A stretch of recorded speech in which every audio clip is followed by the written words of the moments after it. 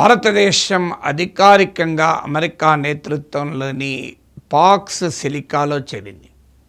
Pox silica అంటే ఏమిటి? ఇదొక అలయన్స్. ఇది వివిధ దేశాలతో కూడిన ఒక కూటమి. ఈ కూటమి ఎందుకు ఏర్పడింది? ఈ కూటమి లక్ష్యాలేంటి? కూటమి అవసరమేంటి? భారతదేశం ఇందులో చేరడం ద్వారా ఏ రకమైన ప్రయోజనాలు పొందుతుందని వివరించే ముందు, ఈ కూటమి అమెరికా చొరవ మేరకు వచ్చింది. ఇప్పుడు 11 కంట్రీస్ ఇండియాతో సహా ఈ కూటమిలో సభ్య దేశాలు. ఇవి America, Australia, UK, Greece, India, Singapore, South Korea, Japan, United Arab Emirates, Qatar, Israel. దేనికని ఈ కూటమి ఏర్పడింది? రిలయబుల్ సప్లై చైన్స్, అంటే ఒక్కొక్క దేశానికి ఒక్కో రకమైన కెపాసిటీ ఉంటుంది కనుక ఈ అన్ని దేశాలు కలిస్తే ఒక బలమైన సప్లై చైన్ ఏర్పడుతుంది. దేని కొరకు ఈ సప్లై చైన్ అంటే rare earths and critical materials, అంటే చాలా కీలకమైన మినరల్స్ కొరకు, మెటీరియల్స్ కొరకు, టెక్నాలజీ కొరకు ఈ అలయన్స్ ఏర్పడుతుంది. సో రేర్ ఎర్త్స్ అంటే ఏమిటి? Rare earths and critical minerals అంటే ఏంటంటే, ఇవి వాస్తవంగా రేర్ ఏం కాదు, భూమిలో అరుదుగా దొరికేవి కాదు, కానీ చాలా భారీ మొత్తములో ఉండేటువంటి రా మెటీరియల్ నుంచి చాలా కొద్ది మైన్యూట్గా మాత్రమే ఈ మెటీరియల్ వస్తుంది. అందుకే వీటిని రేర్ ఎర్త్స్ అన్నారు.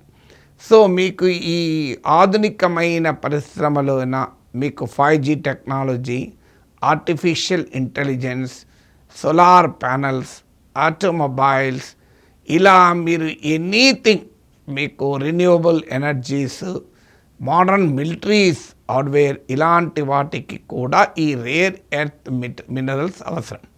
నికెల్, కొబాల్ట్, మీకు ఇలాగే జర్మేనియం అని, పలాడియం అని రకరకాల పేర్లు ఉంటాయి వీటికి. ఇవి చాలా చాలా కీలకం ఏ రకమైనటువంటి వాటికైనా.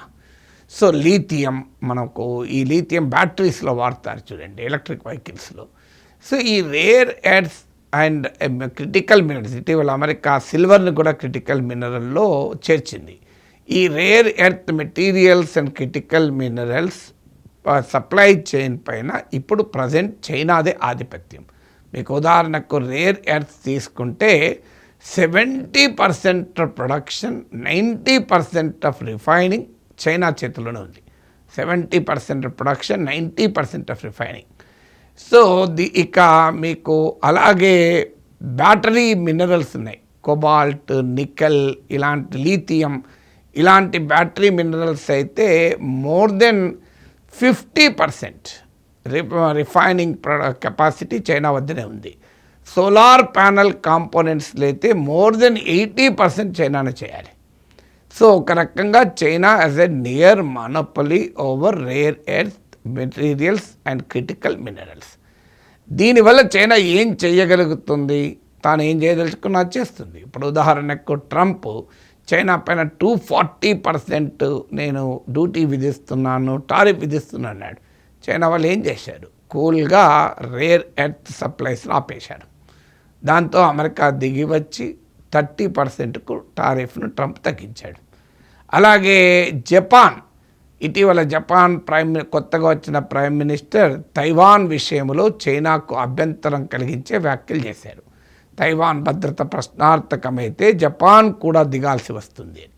సో వెంటనే చైనా ఏం చేసింది? రేర్ ఎర్త్స్ని ఆపేసింది.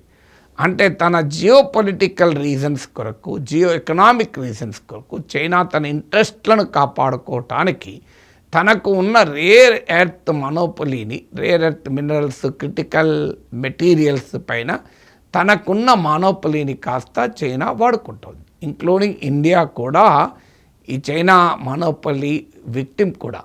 సో ఇటీవల అమెరికా దాడి వల్ల ఇండియా, చైనా కాస్త దగ్గరయ్యాయి. ఆ క్రమంలో ఇటీవల మనకు ఈ సప్లైస్ కాస్త మెరుగయ్యాయి. సో అందువల్ల ఎప్పుడైనా చైనా డామినేషన్ అనేది అమెరికాకు ఒక కారణం రీత్యా ఇబ్బంది అయితే మనకు కూడా ఇబ్బంది. అందుకనే చైనా ప్రమేయము లేకుండా రేర్ ఎర్త్ సప్లై చైన్ను బిల్డ్ చేయాలన్నది అమెరికా లక్ష్యం. ఇక్కడ మన ఇంట్రెస్ట్లు కూడా కలిసి వస్తున్నాయి కనుక మనము కూడా ఇందులో చేరాం. సో ఇప్పుడు నేను ఇంతకుముందు చెప్పినట్లు 11 కంట్రీస్తో పాటు Taiwan and European Union non signatory members.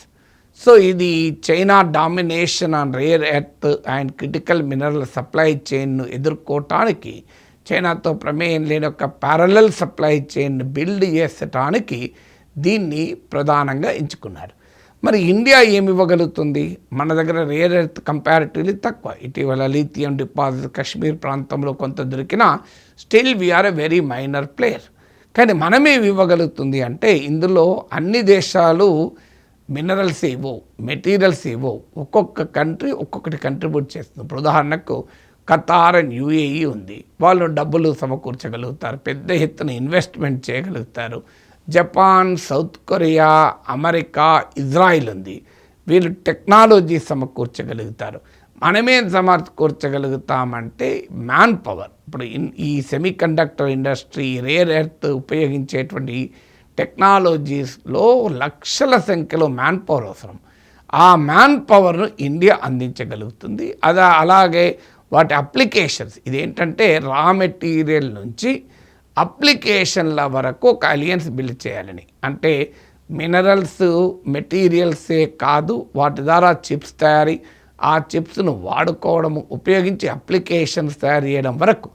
So ఈ అప్లికేషన్ రంగంలో కూడా India is a capable partner అవుతుంది. అందుకే అమెరికా ఇండియాను కూడా ఈ ప్యాక్స్ సిలికాలోకి ఇన్వైట్ చేసింది. అయితే సమస్య ఎక్కడొస్తుంది? ఇక్కడ కొన్ని క్వశ్చన్స్ మనకు రైజ్ అవుతున్నాయి. ఒకటి, చైనాకు వ్యతిరేకంగా అమెరికా నాయకత్వంలోని కూటమిలో కలవడం మనకు కొత్తేమీ కాదు. ఉదాహరణకు geopolitical alliance led by US ఉంది, క్వాడ్ అంటారు దాన్ని, క్వాడ్రిలేటరల్ అలియన్స్. ఇది అమెరికా, జపాన్, ఆస్ట్రేలియా, ఇండియా. ఈ క్వాడ్లో భారతదేశం భాగస్వామి. ఇది అందరికీ తెలుసు, చైనా వ్యతిరేక కూటమి.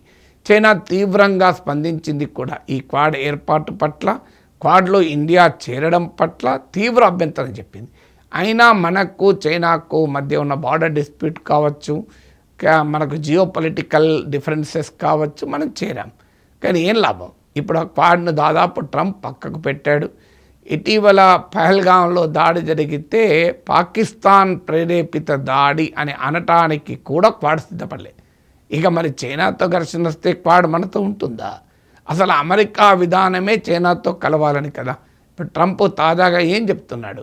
ఇవన్నీ వేస్ట్, G7లు, G20లు, G2 అంటే అమెరికా అండ్ చైనా కలిపి ప్రపంచంలో కీలక నిర్ణయాలు తీసుకుంటుంది అని ప్రతిపాదించాడు. ఈవెన్ ట్రంపే కాదు, అంతకుముందు బైడెన్ ఉన్నప్పుడు కూడా మేము చైనా నుంచి డీకపుల్ చేసుకోవడం లేదు, డీ రిస్క్ మాత్రమే చేసుకుంటున్నామని ప్రకటించారు. అంటే మేము విడగొట్టుకోవడం లేదు, మేము కేవలం చైనా నుంచి రిస్క్ లేకుండా జాగ్రత్త పడుతున్నామని. సో కానీ మనకు అనుభవం, క్వాడ్లో అనుభవం ఉంది. అలాగే India Middle East economic corridor అని చైనా నాయకత్వంలోని బెల్ట్ అండ్ రోడ్ ఇనిషియేటివ్ కౌంటర్గా పెట్టాం. ఏం జరిగింది? అది ఇప్పటికీ ముందుకు జరగలేదు. అలాగే చైనా నాయకత్వంలోని బెల్ట్ అండ్ రోడ్ ఇనిషియేటివ్కు పోటీగా ఉండే ఇండియా నార్త్ సౌత్ కారిడార్ ఉంది. ఇది భారతదేశ వెస్ట్ కోస్ట్ నుంచి ఇరాన్లోని చబహార్ పోర్ట్ మీదుగా సెంట్రల్ ఏషియా నుంచి రష్యా టు యూరోప్ లింక్ చేస్తుంది. అలాంటి కీలకమైన చబహార్ పోర్ట్లో ఇండియా పాల్గొనకూడదని అమెరికా ఆంక్షలు విధిస్తోంది. ఇది చైనాకు అడ్వాంటేజ్గా మారుతోంది. సో చాలా క్లియర్గా చైనాకు ఉపయోగపడుతుందని తెలిసినా ఈ చబహార్ పోర్టుకు ఇదివరకు ఇచ్చిన వేవర్ను అమెరికా తొలగించింది. అంటే క్లియర్గా అమెరికన్ స్ట్రాటజిక్ ఇంట్రెస్ట్లకు అలైన్ అయినప్పుడు మాత్రమే మనతో సహకరించడానికి అమెరికా సిద్ధం తప్ప అన్ని సందర్భాల్లోనూ అమెరికా మనకు ట్రస్టెడ్ అలై కాదు. అందువల్ల చైనా నుంచి వస్తున్న ఛాలెంజ్ను ఎదుర్కోవడానికి అమెరికాతో కలిస్తే అమెరికా మనకు కీలకమైన సందర్భాల్లో సహకరిస్తుందా అనే ప్రశ్న ముందుకు వస్తుంది. ఇప్పుడే కాదు, ఈ క్రిటికల్ టెక్నాలజీస్, హైటెక్ రంగంలో ఏనాడు అమెరికా ఇండియాకు హెల్ప్ చేసిన ఉదాహరణ లేవు. పైగా శాంక్షన్స్ విధించారు. ఇప్పుడు ఉదాహరణకు 1969లో మనం తారాపూర్లో అమెరికా సహకారంతో అమెరికా ఫ్యూయల్ సప్లైకి అగ్రిమెంట్తో మనము న్యూక్లియర్ రియాక్టర్ పెట్టుకున్నాం. ఏం చేశారు? వెంటనే 1970లో న్యూక్లియర్ నాన్ ప్రొలిఫరేషన్ ట్రీటీ ఎన్పిటిపై ఇండియా సంతకం చేయనంటే అమెరికా సహకారం ఆపేసింది. మన సూపర్ కంప్యూటర్కు సహకరించమంటే ఒప్పుకోలేదు. ఆఖరికి మనము రష్యాతో మన జిఎస్ఎల్వి ఆ రాకెట్ ప్రోగ్రామ్కు మనము క్రయోజెనిక్ రాకెట్ టెక్నాలజీ అగ్రిమెంట్ కుదుర్చుకుంటే ఇది మీరు అగ్ని మిసైల్లో వాడుతున్నారని ఆరోపిస్తూ గ్లావ్ కాస్మోస్ రష్యాకు చెందిన స్పేస్ ఏజెన్సీ ఇస్రోల పైన అమెరికా ఆంక్షలు విధించింది. సో ఇలా అడుగడుగున ఇండియా పైన హై టెక్నాలజీ రంగంలో అమెరికా ఆంక్షలు విధిస్తూ వస్తుంది. అసలు టెక్నాలజీ ట్రాన్స్ఫర్ ఒప్పుకోదు. ఇతర దేశాలతో మనము టెక్నాలజీ అగ్రిమెంట్లు కుదుర్చుకుంటున్నా అమెరికా అభ్యంతరం చెప్తూ వస్తుంది. అలాంటి చరిత్ర ఉంటే హై టెక్నాలజీ రంగంలో ఇండియా ఎదగడాన్ని అమెరికా ఎప్పుడు అంగీకరించలేదు. అమెరికన్ టెక్నాలజీ రంగానికి అవసరమైన మ్యాన్ పవర్ సప్లై చేసడానికి మాత్రమే అమెరికా అంగీకరిస్తుంది. దానిపై కూడా ఈ మధ్య ఆంక్షలు పెడుతున్నారు. అలాంటప్పుడు చైనాకు వ్యతిరేకంగా అమెరికా నేతృత్వంలోని పాక్ సిలికాలో చేరితే మనకు ప్రయోజనం దక్కుతుందా అనేటువంటి క్వశ్చన్ ముందుకు వస్తుంది. పైగా ఇప్పుడు తక్షణం ఈ పాక్ సిలికా ఎమర్జ్ అయి రేర్ ఎర్త్ సప్లైస్ చేసే పరిస్థితి లేదు. ఇది ఒక లాంగ్ టర్మ్ డ్రీమ్. ఈలోగా మనము ఇమీడియట్గా చైనా పైన ఆధారపడక తప్పదు. అమెరికా కంటే లివరేజ్ ఉంటుంది చైనాతో, వారికి ట్రేడ్ ఉంది, పెద్ద ఎత్తున చైనా ఎగుమతులు ఉన్నాయి అమెరికాకు.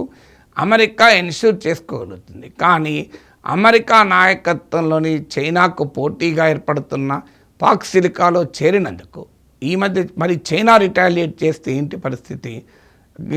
ఇప్పుడిప్పుడే మనకు చైనాతో రిలేషన్స్ మెరుగవుతున్నాయి. ఇప్పుడిప్పుడే ఈ రేర్ ఎర్త్ సప్లైస్ మొదలైంది. ఇప్పుడు ఆ రేర్ ఎర్త్ సప్లైస్ చైనా ఆపితే అటు అమెరికా నుంచి రావు, ఇటు చైనా ఇవ్వదు. అప్పుడు మన పరిస్థితి ఏంటి అనే ప్రశ్న కూడా ముందుకు వస్తుంది. అందువల్ల ఇప్పటికే క్వాడ్ విషయంలో చైనా మనతో గుర్రుగా ఉంది, క్వాడ్లో మనం చేరడం పైన. సో ఇప్పుడు ఈ పాక్ సిలికాలో చేరితే చైనా ఎలా రియాక్ట్ అవుతుందో తెలియదు. ఎస్, మనకు సప్లైస్ కావాల్సిందే. మనకు ప్రపంచంలో ఎక్కడి నుంచి సప్లైస్ ఉంటే అక్కడి నుంచి మనం పొందాలి.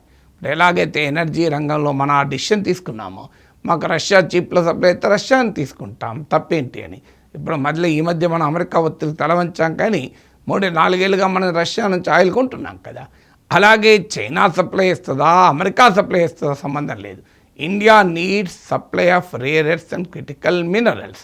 అది ఎవరు సప్లై చేస్తే వాళ్ళతో ఉండాలి తప్ప మేము కేవలం ఒక కూటమిలో చేరితే ఏంటి ప్రయోజనం? ఇప్పుడు ఈ 11 కంట్రీస్లో మిగతా దేశాలన్నీ అమెరికాకు అలైస్. మీకు నాటోలోనో ఇతరత్రనో అలైస్. మీరు ఏమైనా చూడండి, Australia, UK, Greece, Japan, South Korea, Singapore, Qatar, UAE, Israel, ఈ నేషన్స్ అన్నీ చూడండి ఎక్సెప్ట్ ఇండియా. మిగతా కంట్రీస్ అన్నీ కూడా అమెరికాకు స్ట్రాటజిక్ అలైస్. మనము ఇండిపెండెంట్గా ఫారిన్ పాలసీ కలిగిన వాళ్ళం, స్ట్రాటజిక్ అటానమీ కోరుకునే వాళ్ళం. అందువల్ల మిగతా కంట్రీస్ అన్నీ చేరాయి కనుక ఇండియా చేరింది అంటే మన మిగతా కంట్రీస్తో అమెరికాకు ఉండే రిలేషన్షిప్ వేరు, మనతో ఉండేది వేరు. అందువల్ల ఇది ఎంత మేరకు ప్రయోజనకరం అనే ప్రశ్నలు కూడా ఉత్పన్నమవుతున్నాయి.